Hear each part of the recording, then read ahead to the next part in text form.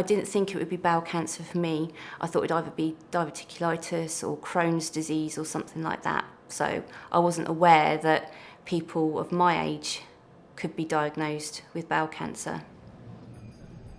On the 23rd week of my pregnancy, I had a big pain in the side, the left side of my stomach, and I went to the doctor in the middle of the night because it was a stabbing pain.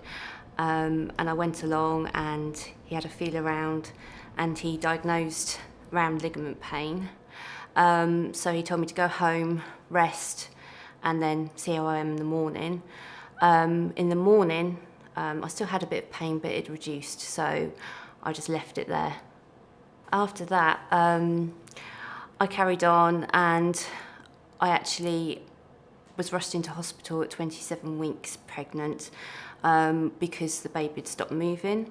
So went in, had an emergency C-section, and she'd stopped growing at 23 weeks, which was exactly the time that I had this pain in my side.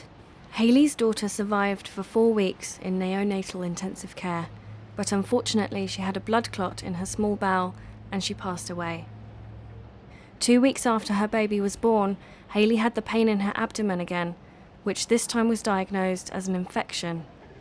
So they gave me antibiotics and then the pain went away again. So that continued, but I also had a palpable lump. So they just thought it'd go down after the antibiotics. And I didn't have any problems until sort of mid-December of that year. So this all happened in July.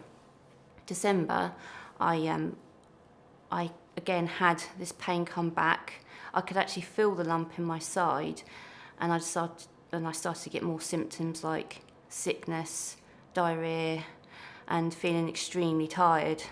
After another visit to her GP, Hayley was sent to the surgical assessment unit at her local hospital. I had an ultrasound scan. They couldn't see. They saw a bit of thickening of the bowel lining.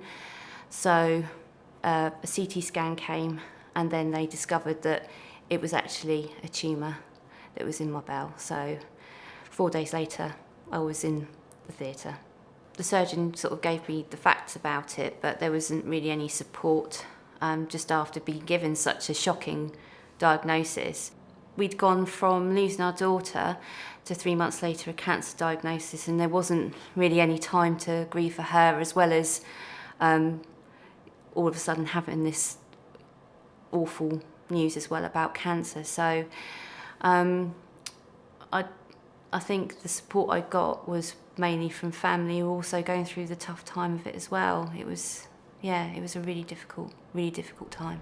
The surgeon had said most definitely that the tumour was part of the reason that our daughter came 13 weeks prematurely, and that was really difficult because I'd finally got an answer as to why she'd come so early and passed away, but I also felt awful that my body had let me down in such a terrible way.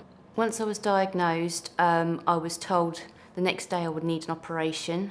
This was 4 days before Christmas. So they said that, we need this to come out of you. So I went into theatre, I think it was about 9 o'clock in the morning, and 7.5 hours later, after keyhole surgery, the tumour was removed, and I went into a high dependency unit where I remained for a few days until Christmas Day and was moved into a ward. So it was quite a miserable Christmas. Hayley and her husband were warned that the chemotherapy and radiotherapy that would follow her operation could affect her fertility. I was referred on to the oncologist to then get referred on for fertility treatment, which ideally I needed within sort of 6 to 12 weeks of the operation, because obviously chemotherapy, they like to be given to you within 3 months after your operation. So we went on and researched about IVF. Before the start of her chemotherapy, Hayley was able to have eggs harvested and stored, so that she has the option of IVF treatment or a surrogate at a later date. That was the immediate sort of thing that we needed to do after the operation and before treatment started. So that was very important to us. I have to say that it was just after my operation, and once I started to feel a little bit better whilst I was still in hospital, I was researching on Twitter, trying to find other people in similar situations to me, and I did start to come across people of a similar age, and started connecting with them and talking about our experiences and what would happen with treatment, and so I would know what to expect. After the operation to remove the tumour, Hayley had 6 sessions of chemotherapy, followed by 25 sessions of radiotherapy, followed by another 6 sessions of chemotherapy. The chemotherapy was very harsh on my body. I was allergic to one of the chemotherapies. I did continue taking it, but I had to have a lot of drugs to offset that allergic reaction that I had. So it was very tough on my body, but I managed to get through all 12 rounds safely and finished the treatment in October of last year. I had a scan at 6 weeks after the treatment had finished and had to wait a month for the results. So that was quite challenging in itself, you know, having that wait to see whether it worked and whether I was still cancer-free. And happily, after that, in October last year, I was given the all clear. So it's a case of having to go back every 6 months for 2 years for check-up scans just to make sure that I'm still all clear. And then another 3 years after that, it will be once a year. So I'm just hoping that it stays that way. Although Hayley has been given the all clear, she still has contact with a colorectal nurse and feels that she still needs support as she gets back to normal life.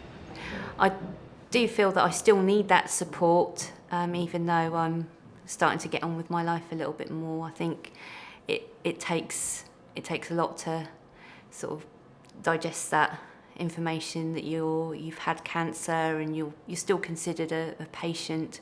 So I do continue to seek that information from those sources. I went back to work in January this year, started back part-time, just to get myself back into the swing of things, getting back into a more normal way of life after such a disruptive and it was a trying year and a half. It does feel really nice to get back into work, and in all honesty, it's a good distraction. You know, I don't have to think so much about what's happened and the cancer diagnosis. It's nice to get back into doing things that seem normal to me now.